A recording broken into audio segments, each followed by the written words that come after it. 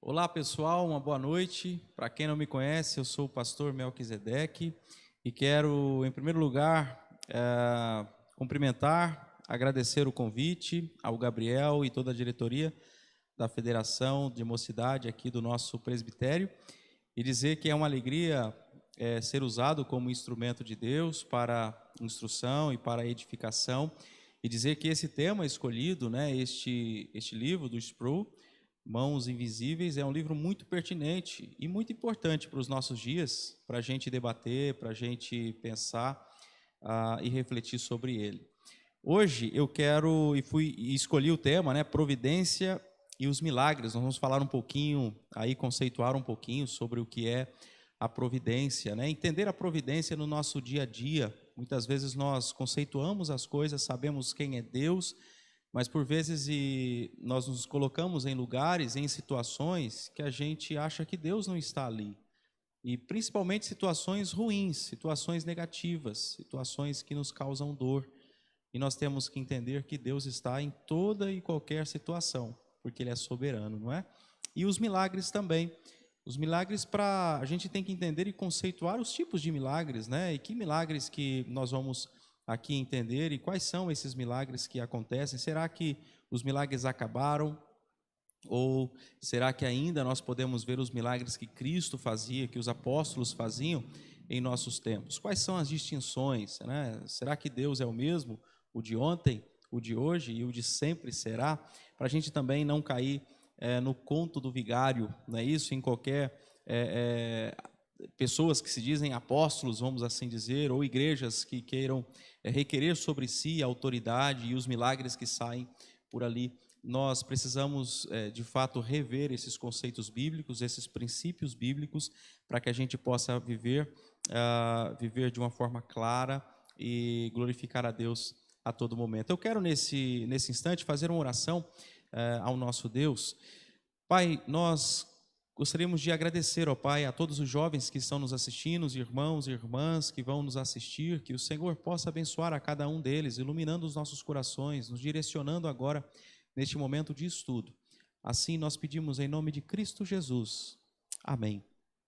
Meus irmãos, providência nada mais é do que a gente reconhecer a soberania de Deus, reconhecer que Deus está em todo lugar, reconhecer que não apenas Ele criou todas as coisas, mas Ele sustenta todas as coisas. Vocês vão ver isso, eu acho que cada pastor vai estar conceituando exatamente isso, mas de forma talvez diferente, trazendo algumas abrangências, algumas peculiaridades daquilo que eles vão falar sobre a providência de Deus.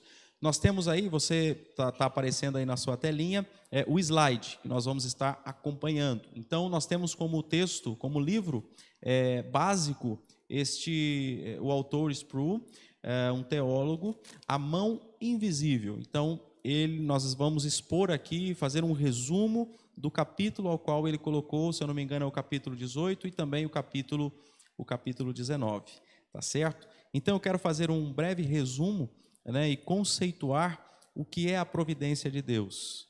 É quando Deus cuida de nós, toda a criatura, toda a criação. Nós podemos ver que nada acontece por acaso, não é sorte, não é azar, não é o próprio acaso, mas é a providência de Deus, que é a presença de Deus e a vontade de Deus que reina, e ela é soberana, sendo as coisas boas ou sendo as coisas más. Nós devemos lembrar, principalmente no entendimento das coisas más, que o nosso Deus, Ele simplesmente não se limitou lá na sua glória, olhando para nós, mas Ele desceu da sua glória e veio aqui.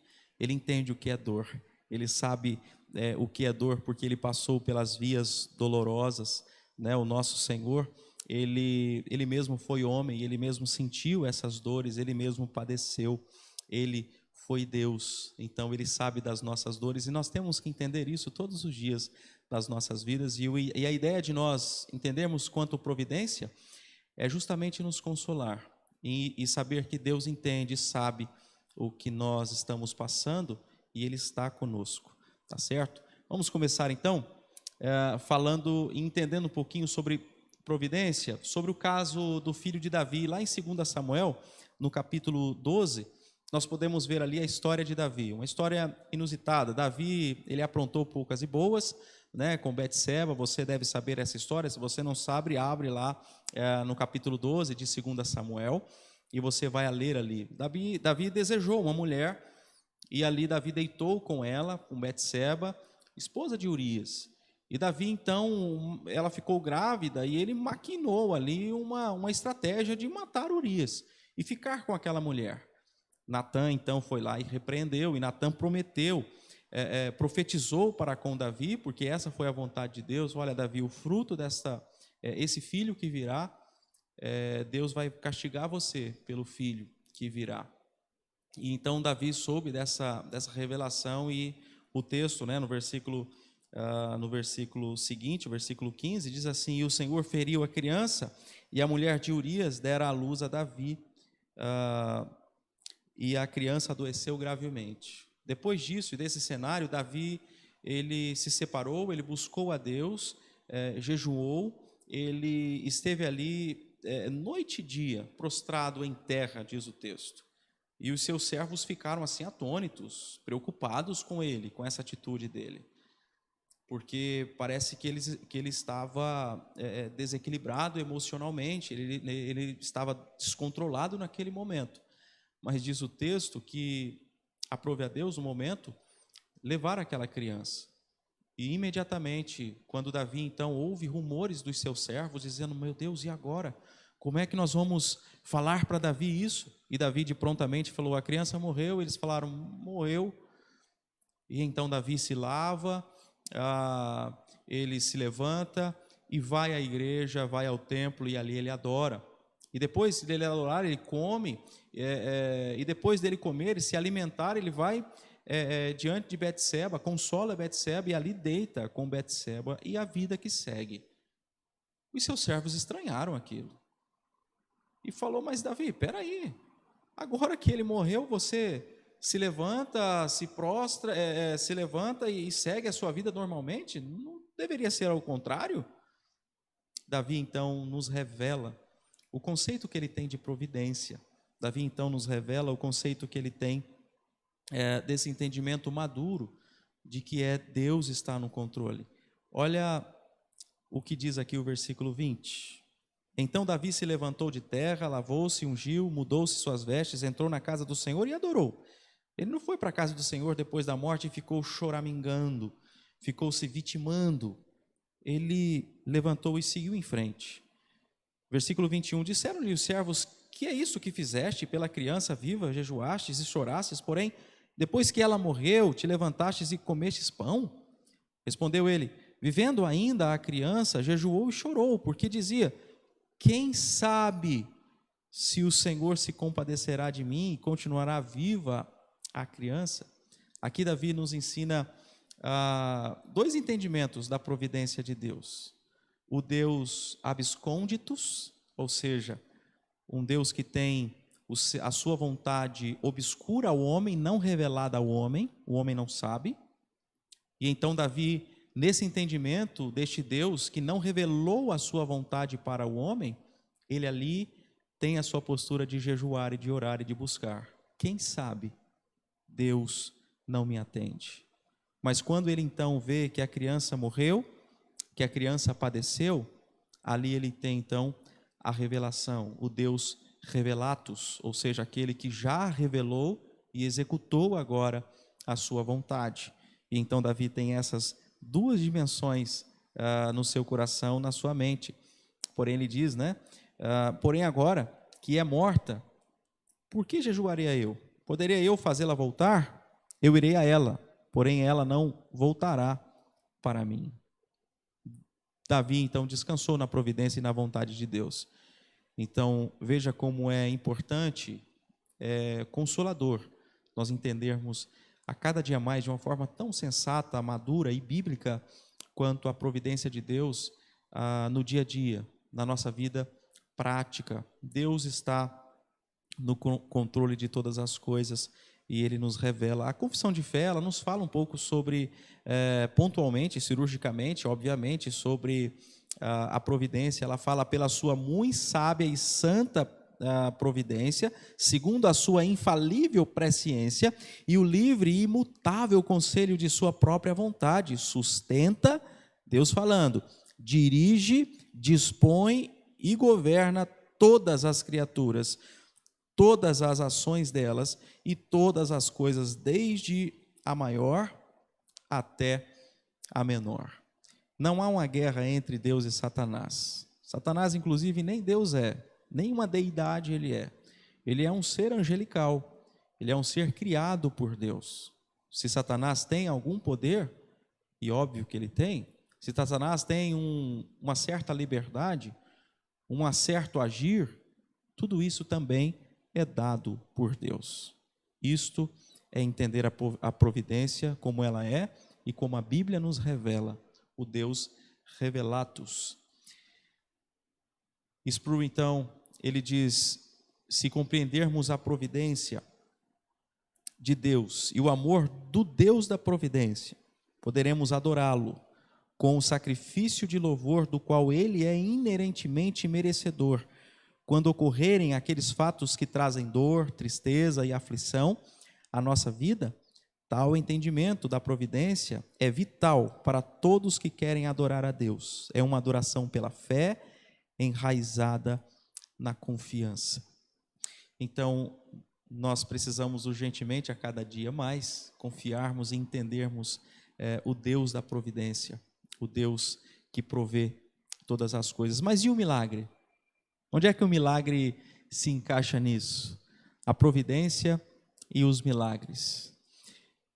Meus irmãos, não há cristianismo sem milagre. Sem milagre não se tem cristianismo.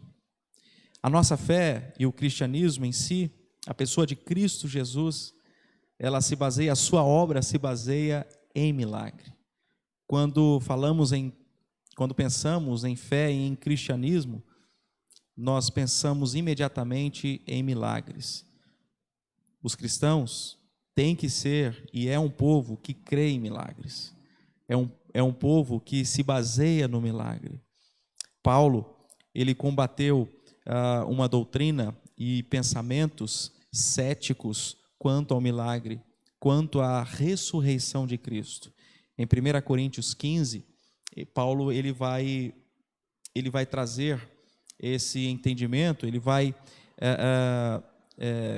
como eu posso dizer, ele vai aqui falar e expor aos coríntios acerca da fé no milagre.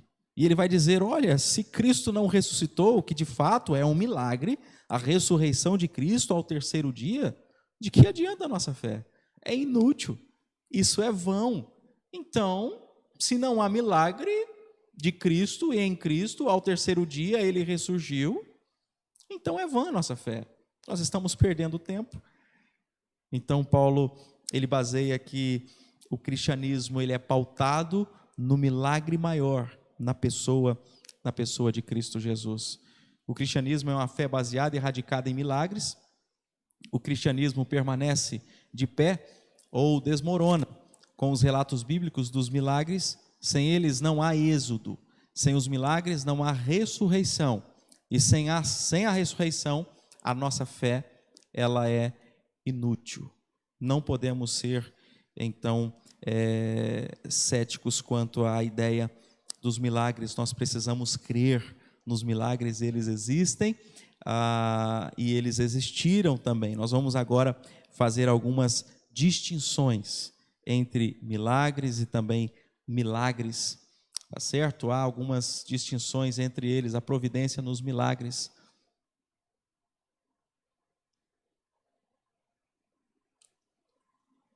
Definindo então os termos, esta não é uma área bem compreendida entre os cristãos. Há muita confusão sobre este conceito de milagre. Há os que alegam que os milagres ocorriam nos tempos bíblicos, mas não ocorrem hoje.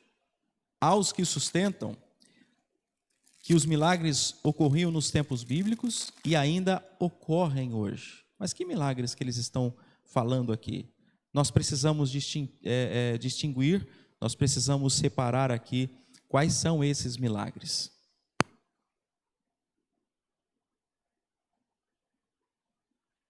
Mas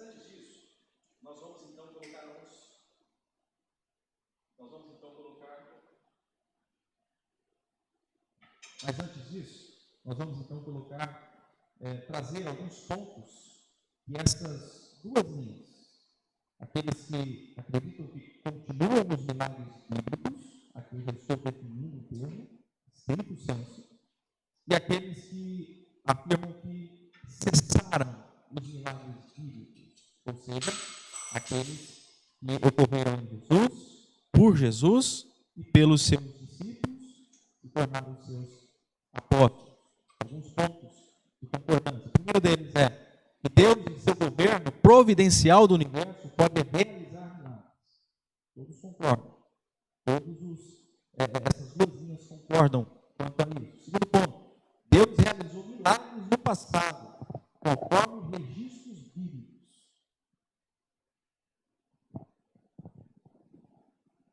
E o terceiro ponto, os milagres são obras sobrenaturais de Deus. Os milagres vêm de Deus. A essência do milagre, a fonte dele é Deus. E Deus ainda hoje age de modo sobrenatural. Então, esses são alguns pontos que eles estão de acordo. Agora, qual é o propósito dos milagres?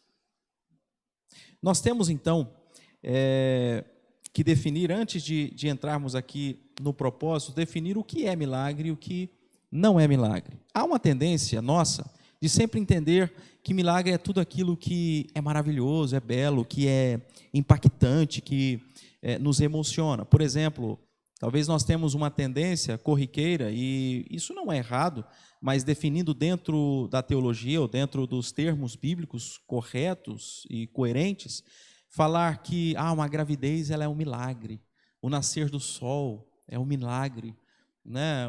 Algo que acontece na natureza corriqueiramente, nossa, isso é um milagre.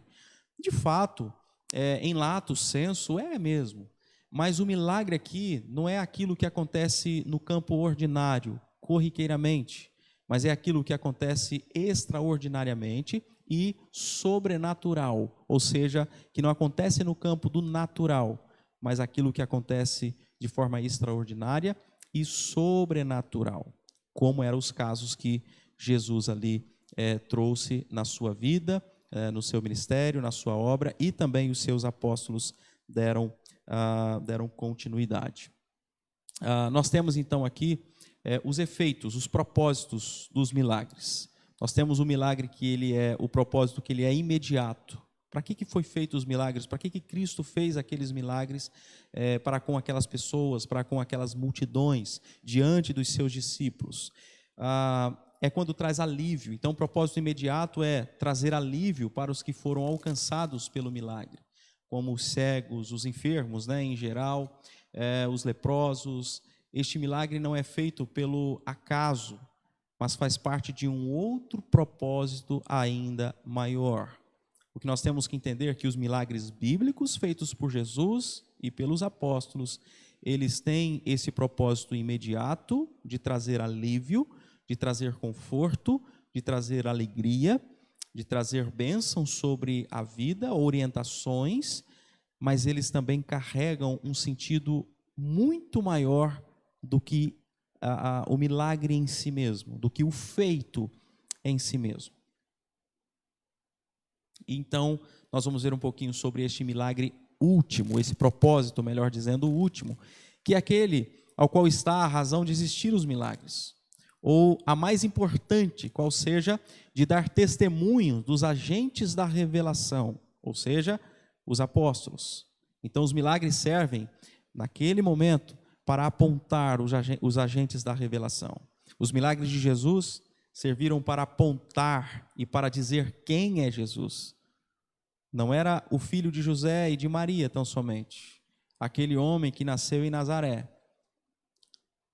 Os milagres de Jesus foram para apontar que ele veio da parte de Deus. Nós vamos ver logo em seguida, logo mais, os apóstolos de Cristo, porque diz aqui Nicodemos, é um texto que Nicodemos vai de noite falar com Jesus, porque ninguém pode fazer estes sinais que tu fazes se Deus não estiver com ele. Nicodemos, sendo mestre da lei, ele então reconhece, pelo conhecimento que ele tem dos profetas do Antigo Testamento, que Cristo estava manifestando aqueles sinais que eram visíveis e que eram inerentes ao Messias, aquele que veio da parte de Deus. Então Nicodemos foi até Jesus, fez essa confissão, só que na mente dele ainda ele não estava entendendo como encaixar aquilo. Mas ele faz esta confissão e traz essa revelação. Os milagres, então, no sentido da sua palavra, a Bíblia ela nos traz que os milagres têm 3 características, basicamente: poder, maravilha e sinais. E cada um deles são diferentes, distintos, mas se somam para trazer esse conceito do que de fato, os milagres. Poder no milagre, porque o milagre é a manifestação da ação sobrenatural e poderosa, subhumana, podemos dizer, que vem da parte de Deus. Ali está manifesto o poder de Deus. E isso, consequentemente, aos olhos das pessoas que veem o milagre sendo operado de forma poderosa por Deus, traz essas maravilhas, de ficar se admirando as maravilhas. Mas isso tem um propósito, tem uma indicação. Não é poder que gera maravilha em si, mas é um poder manifesto de Deus que gera maravilhas ao coração do servo de Deus, da serva de Deus, e que aponta. Aí vem a ideia dos sinais. Os sinais aqui é como que uma placa, a placa de pare. Ela nos aponta: olha, eu preciso parar, porque tem perigo se eu não parar. Uma placa que aponta para a cidade: aonde fica a cidade, qual é o direcionamento, para onde eu devo ir, para a direita, esquerda, voltar, ir em frente, fazer a conversão, para onde? Os sinais apontavam para algo. Então, os milagres, nós não podemos entender que os milagres bíblicos, eles eram um fim em si mesmo, de forma alguma. Eles tinham um objetivo, e este objetivo nós começamos a entender por meio de João 3, de 1 a 2, que foi para apontar, para identificar os agentes da revelação. No caso de João, para identificar que Cristo, ou que melhor dizendo, que Jesus era o Messias. Então, foi necessário, foi importante que Jesus operasse os milagres, para que naquele tempo e também no nosso tempo pudéssemos crer, e naquele tempo crer que Jesus de Nazaré é o Deus vivo, é o Deus homem, é o Filho de Deus. Então, esse é o propósito último dos milagres bíblicos. Nós podemos ver também em Hebreus, eu quero que você abra aí em Hebreus 12.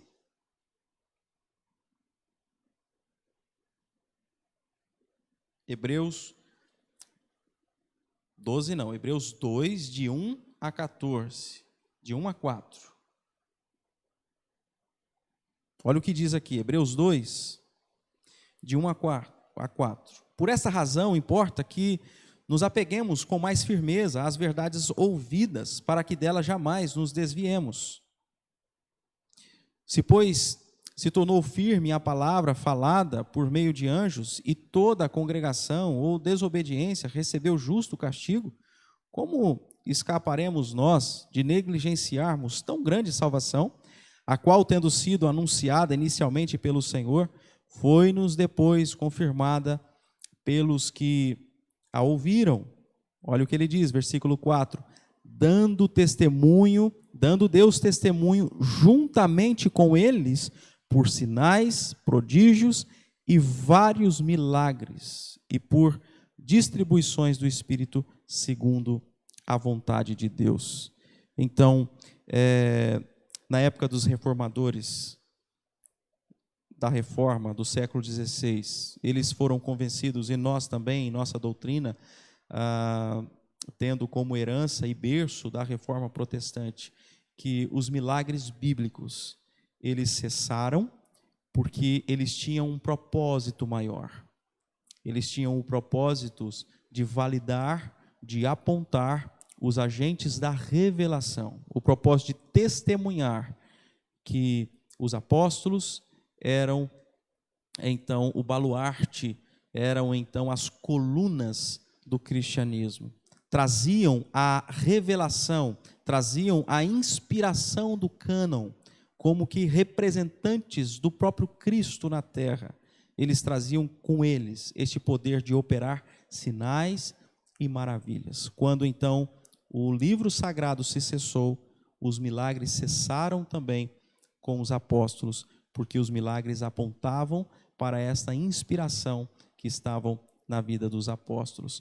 O milagre, em seu significado, também agrega a característica de ser público e notório, e não secreto, limitado ou reservado para um grupo de pessoas.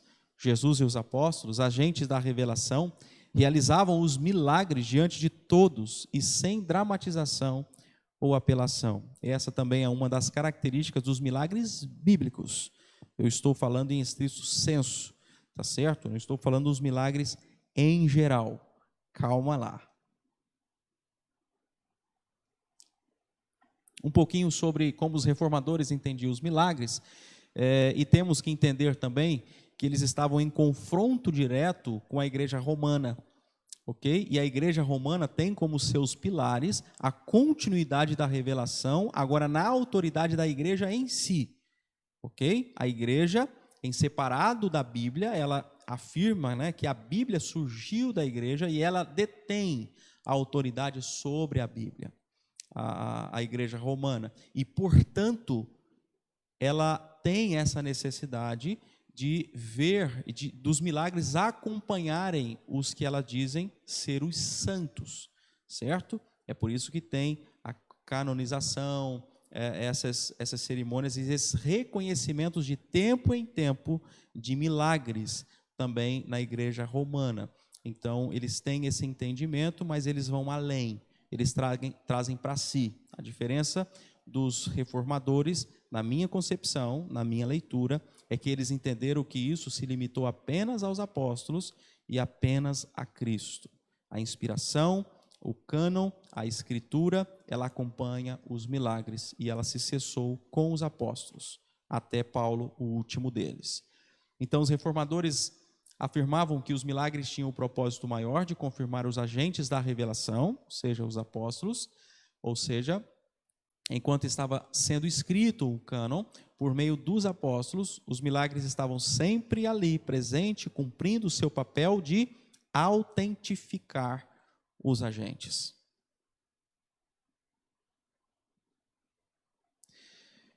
Vamos distinguir, então, aqui milagres e milagres?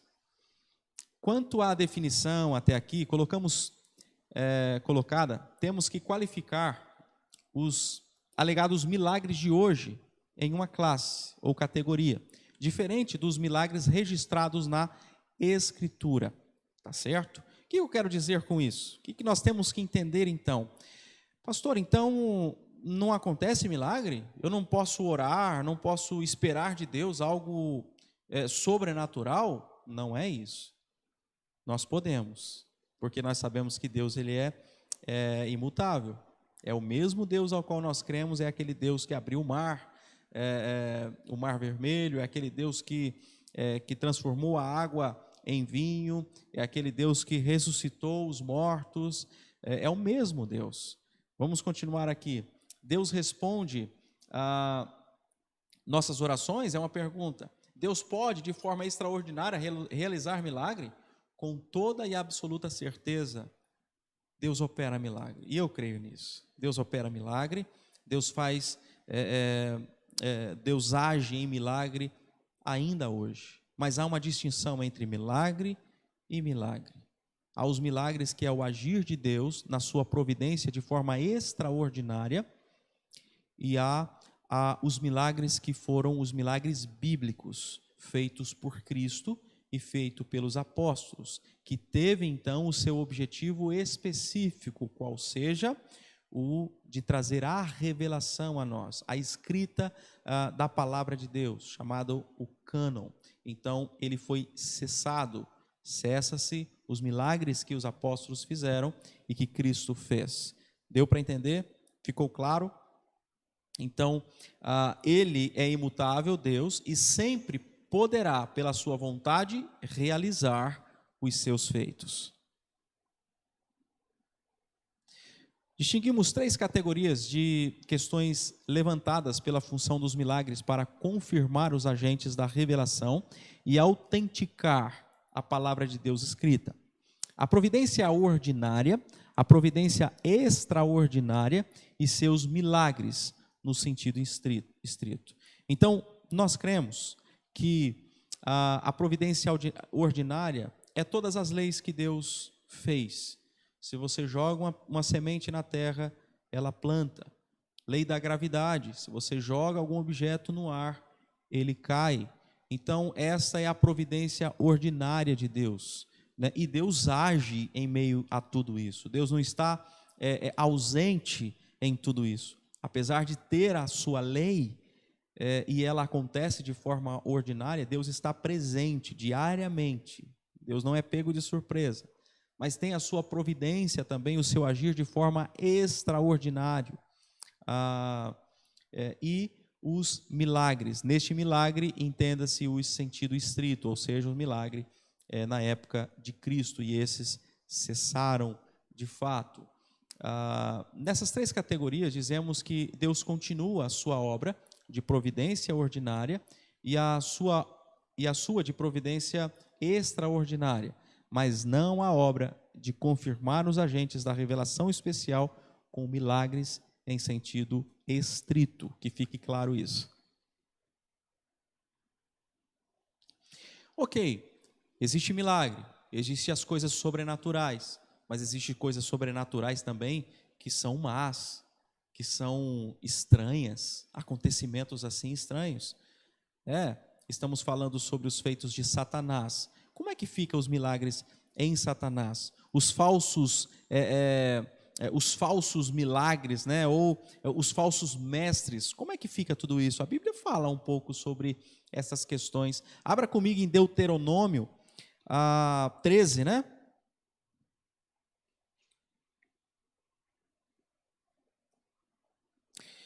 Quando o profeta ou sonhador se levantar no meio de ti e anunciar um sinal ou prodígio, e suceder o tal sinal ou prodígio de que te houver falado, e disser: vamos após outros deuses que não conhecestes, e sirvamo-los, não ouvirás as palavras deste profeta ou sonhador, porquanto o Senhor vosso Deus vos prova, para saber se amais o Senhor vosso Deus de todo o vosso coração e de toda a vossa alma. Nós vamos conceituar um pouco, de forma sucinta, sobre essas questões.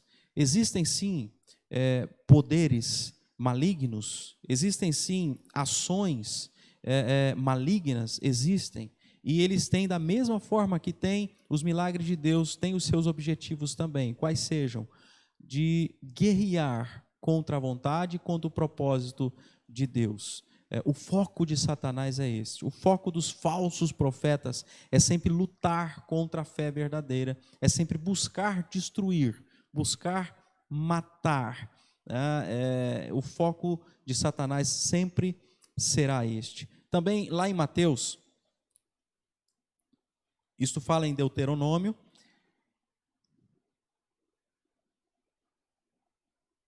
Mateus 7,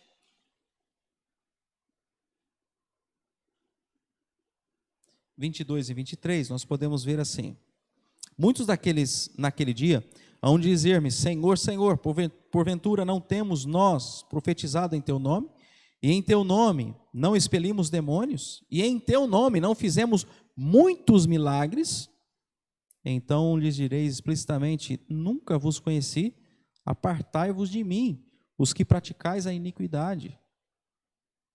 Então, nós temos e começamos a ver textos de pessoas que têm uma índole má, que não têm o Espírito Santo nele, mas que têm certa autoridade, entre aspas, certos poderes, que têm certas façanhas, que chegam a dizer milagres, e que não são de Deus, e que não pertencem a Deus, e nunca pertenceram.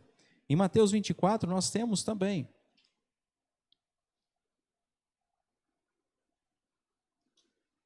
Dizendo assim, versículo 23.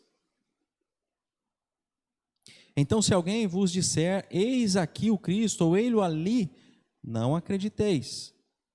Porque surgirão falsos cristos e falsos profetas, operando grandes sinais e prodígios, para enganar, e, se possível, os próprios eleitos. Olha o propósito também aqui, de enganar os eleitos. Os propósitos dos falsos sinais, os propósitos dos sinais mentirosos. E aqui eu quero concluir com 2 Tessalonicenses, desta linha dos falsos sinais e milagres, 2 Tessalonicenses 2, de 9, a partir do 9, diz assim: ora, o aparecimento do iníquo é segundo a eficácia de Satanás, com todo o poder e sinais e prodígios da mentira.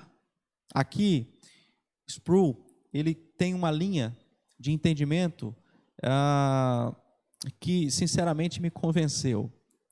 Ele diz que Satanás, nós temos que entender Satanás à luz desse entendimento, que todos os sinais que não vêm de Deus, todos os pseudos milagres que são produzidos milagres que são produzidos e que vêm de Satanás, por isso pseudo, não são de fato verdadeiros, não são de fato poderosos, são todos uma fraude, uma façanha. Aqui ele entende de mentira o seguinte: não é que Satanás vai lá e vai operar um milagre exatamente igual do que Jesus operou, do que os apóstolos operaram. Não. O milagre que Satanás vai operar, ou seus seguidores, são milagres falsos, como que Xigling, né? Chineses, genérico, vamos assim dizer. Parece que é igual, é semelhante, mas se você for olhar, for experimentar, for ver ao perto, é frágil, é ilusório. Aqui eu trouxe um entendimento que Satanás é como se fosse o mestre dos ilusionistas. Os ilusionistas são aqueles profissionais que dedicam a sua vida para fazer casos, cenários, situações que nos deixam impactantes. Cortaram a caixa ao meio, atiraram algumas coisas, sobreviver amarrados, ser enterrado vivo e sair depois de outro lugar. Como é que isso é possível? Parece verdade, mas é frágil, é maquiado, entende? Não é um milagre de fato. Então, nós entendemos que essa mentira que Paulo ensina à igreja de Tessalônica, de Satanás, por mais que ele seja eficaz, por mais que ele seja poderoso, o que vem de Satanás é mentiroso, é frágil, não é verdadeiro e não pode ser comparado como os feitos do mestre, como os feitos dos seus apóstolos. Lutero afirma: seu poder e astúcia são imensos, de fato. Satanás é mais poderoso que o ser humano, certo? Satanás é infinitamente menor comparado ao seu poder com Deus, mas ele é poderoso, mais conhecedor do que o ser humano, isso de fato é. E por estar associado ao seu ódio cruel, tornam-se tão mais perigoso. É um ser superior a nós, é um ser angelical, embora um anjo decaído. Com tal, estritamente falando, ele não é um ser sobrenatural, não é infinito, eterno, imutável, onisciente ou onipotente, ele não é. Porém, ainda assim, seu poder e conhecimento é maior do que o nosso, mas ele não é divino. E entenda, o diabo só é diabo, o seu agir só tem os seus efeitos pela permissão de Deus, pela providência de Deus. Podemos concluir que Satanás não realiza ou pode realizar os mesmos milagres que Cristo e os agentes da revelação realizaram no passado. Satanás realiza feitos falsos, enganadores e mentirosos, mas que têm aparência real e verdadeira. Podemos compará-lo como o mestre dos mestres, os ilusionistas. Ou seja, são feitos admiráveis à primeira vista, mas ao conhecer de fato facilmente, se percebe que é tudo falso e enganoso. Então, Sproul conclui no seu livro que devemos, que descreve, né, os sinais, que a mentira, entre aspas, que descreve os sinais e maravilhas de Satanás, descreve não somente o alvo dessas manobras, mas o caráter delas. São sinais da mentira, por serem fraudulentos e falsos. Seus sinais se parecem, né, com os truques extraordinários realizados pelos magos do Egito, na época de Moisés, os quais pretendiam replicar os poderes de Moisés e os ilusionistas modernos do nosso tempo. Para que tudo isso, então? Para que nós estudamos isso e para que a gente revê essas ideias dos sinais e dos milagres? A igreja enfrenta uma grave ameaça daqueles que querem reclamar para si poder apostólico e autoridade apostólica. Muito cuidado com isso. Quanto a isso, os cristãos devem vigiar sempre e fugir dos que fazem tais reivindicações. Acabamos por aqui. Eu quero então concluir em questões práticas. Nós temos que não temer Satanás, mas nós temos que confiar em Deus. Nós temos que saber que Deus controla todas as coisas. E se alguma coisa acontece conosco, é da vontade de Deus. Mas Deus quer sempre o nosso bem, porque Ele está sempre ao nosso favor e Ele corre ao nosso favor. Nós temos que entender os milagres para não ser imaturos em acreditar em qualquer palavras, em qualquer discurso, em qualquer pregação. Nós fomos convencidos que os milagres bíblicos realizados por Cristo teve o seu propósito maior. Isso não quer dizer que nós não cremos no agir de Deus e que Deus opera os seus milagres, certo? Isso não quer dizer que nós não podemos orar e jejuar. Claro que sim, devemos sim orar, devemos sim acreditar neste Deus de milagre, mas é um milagre diferente dos milagres bíblicos. Talvez o efeito em si pode ser o mesmo, mas a intenção daqueles já se cessou com os apóstolos e com Cristo Jesus. Que possamos sempre nutrir o amor e a palavra de Cristo em nossos corações, nos aproximando mais do conhecimento de Deus e vivendo mais novidade de vida e uma liberdade em Cristo Jesus, vivendo com alegria e uma verdadeira esperança em nossos corações. Conhecendo a palavra, nós conhecemos ao nosso Deus e vivemos muito mais, de forma eficiente, também com o nosso próximo, com a igreja de Cristo. Fiquem todos com Deus. Deus abençoe a cada um dos nossos jovens, dos irmãos que nos assistem, e me perdoe também qualquer obscuridade aqui nessa palestra, tá certo? Deus abençoe a todos e um forte abraço.